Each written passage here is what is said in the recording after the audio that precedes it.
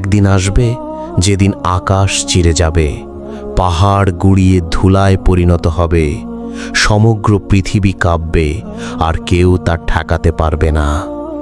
সেই দিনটির নাম ইয়মুল কিয়ামাহ, বিচার দিবস।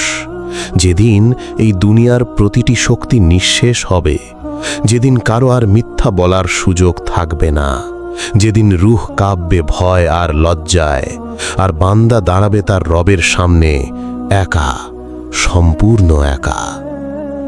কিয়ামতের শুরু যখন ধ্বংসের ঘণ্টা বেজে উঠবে।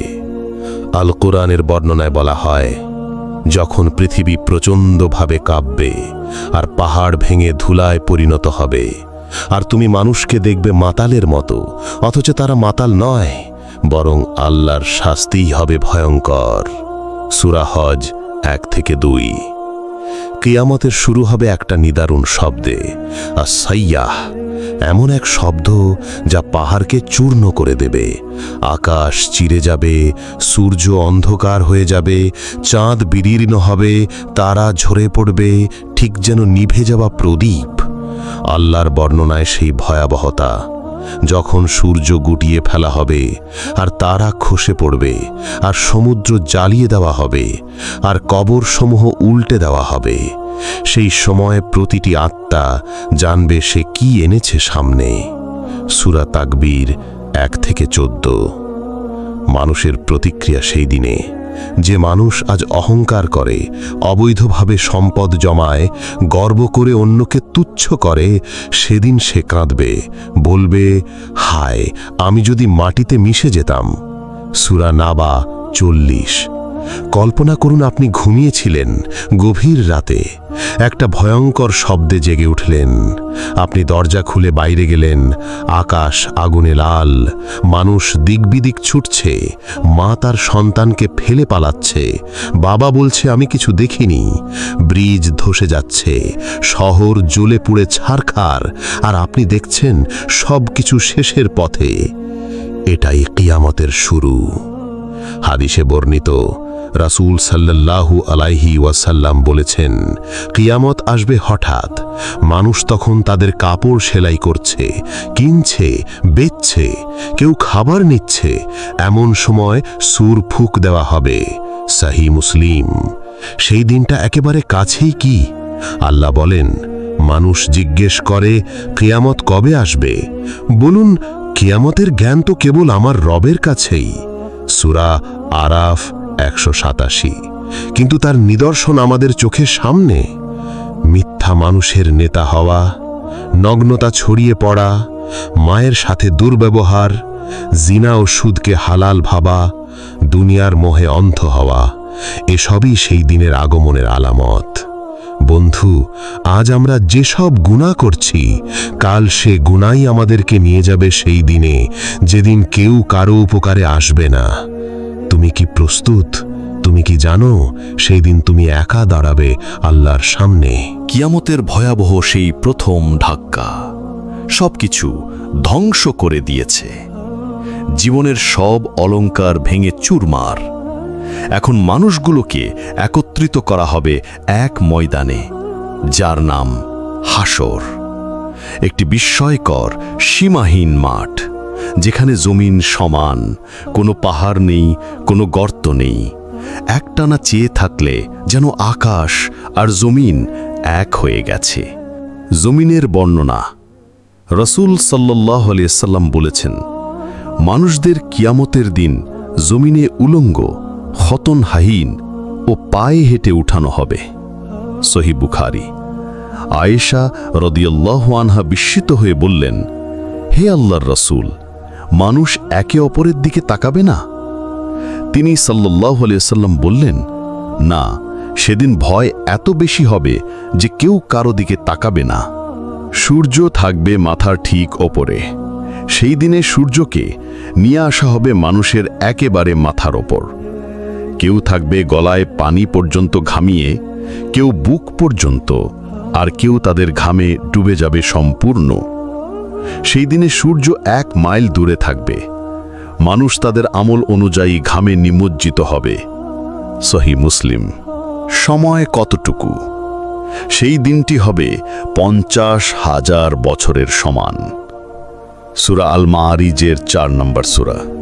ভেবে দেখুন, এই দুনিয়াতে 1 ঘন্টা দাঁড়িয়ে থাকাও কষ্টকর, সেখানে যদি 1000 বছর, 10,000 বছর না 50,000 বছর দাঁড়িয়ে থাকতে হয়।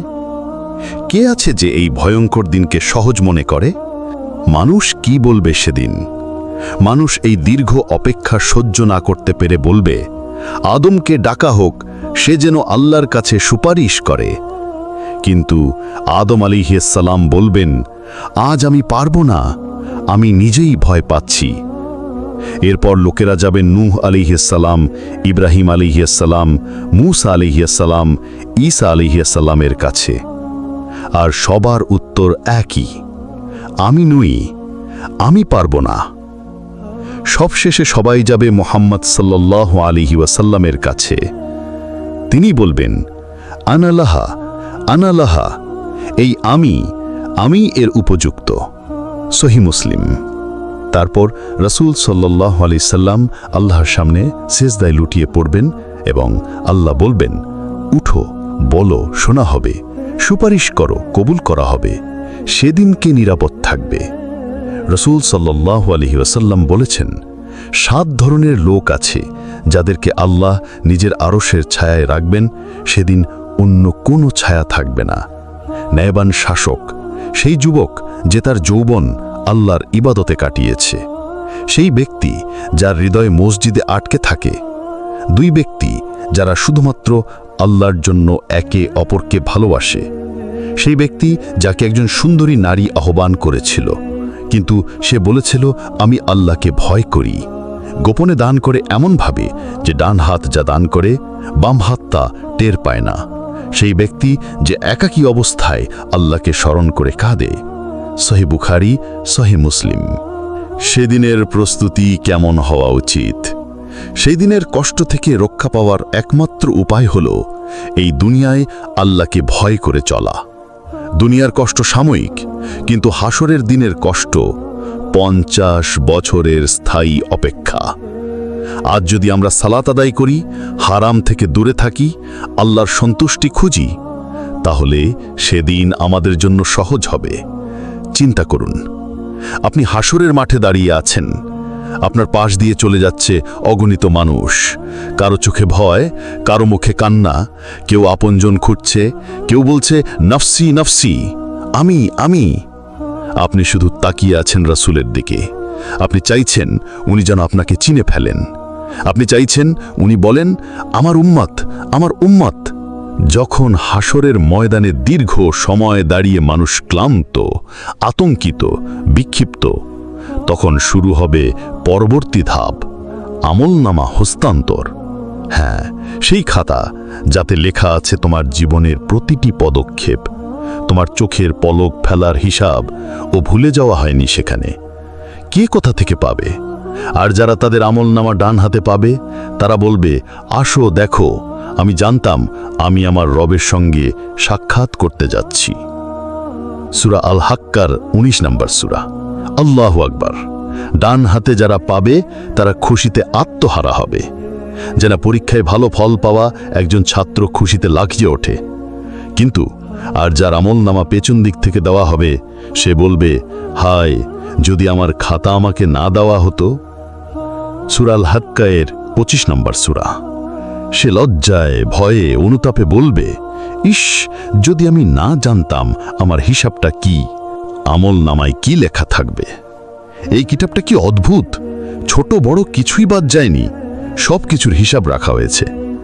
সূরা আল কাহফের 49 নম্বর সূরা। তোমার প্রতিটি কথা, তোমার প্রতিটি দৃষ্টি, তোমার ফোন স্ক্রলে দেখা গোপন জিনিস, তোমার একালা রাতের কান্না, তোমার দান, তোমার গোপন ইবাদত, সব লেখা আছে। এমনকি যখন 2 ফেরেশতা ডানে বামে বসে সব লিখে নিচ্ছে। সূরা কাফের 17 নম্বর সূরা। এতক্ষণে আশা করি বুঝতে পারছেন জিনিসটা কি। ডান হাত সফলতা। যারা ঈমানদার ছিল, নিয়মিত সালাত আদায় করত, গোপনে সদকা করত, মানুষের প্রতি দয়া করত, তারা আমলনামা পাবে ডান হাতে। তারা বলবে, আসো দেখো, আমি জানতাম আমি আমার রবের সঙ্গে সাক্ষাৎ করতে যাচ্ছি। সূরা আল হাক্কার ২০ নম্বর সূরা। বাম হাত ধ্বংসের প্রতীক।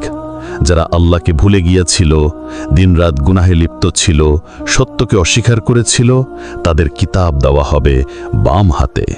আর কোনো সুযোগ থাকবে না, তাদের মুখ বন্ধ করে দেওয়া হবে। হাত, পা, চোখ, ত্বক কথা বলবে।